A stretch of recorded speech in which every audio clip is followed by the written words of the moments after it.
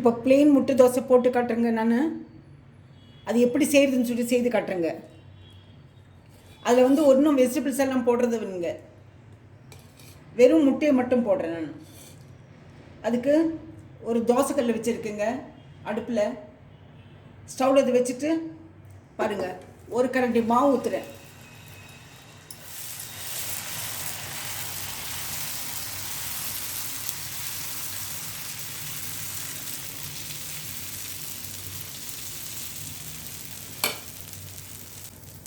எண்ணெய் ஒரு ஸ்பூன் ஊற்றிடுங்க.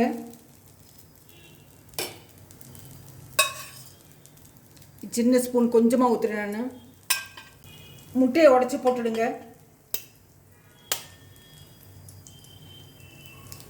எந்த முட்டை இருந்தாலும் பரவாயில்ல, நான் நாட்டுக்கோழி முட்டை வாங்கி வச்சுருக்கேன் நான்.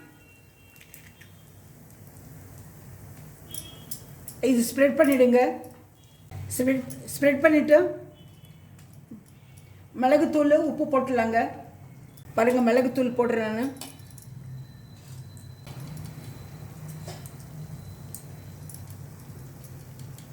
இது அப்படியே சாப்பிட்லாங்க. இதுக்கு தொட்டுக்கிறதுக்கு ஒன்றும் வேண்டாம். கொஞ்சம் உப்பு போடலாங்க.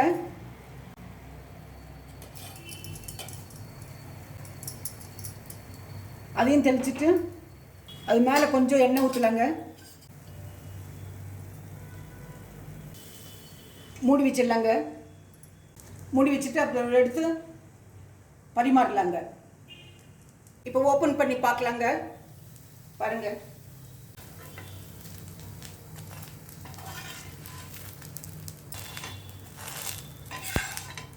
இப்போ எடுத்து பரிமாறலாங்க. ஒரு பிளேட்டை வச்சுக்கலாங்க.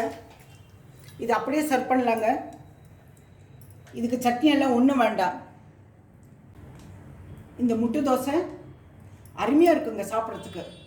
இது பிடிச்சிருந்தா லைக் பண்ணுங்கள், ஷேர் பண்ணுங்கள், சப்ஸ்கிரைப் பண்ணுங்கள். மறக்காமல் பெல் பட்டன் ப்ரெஸ் பண்ணுங்கள். அடுத்த ரெசிபியில் பார்க்கலாம்.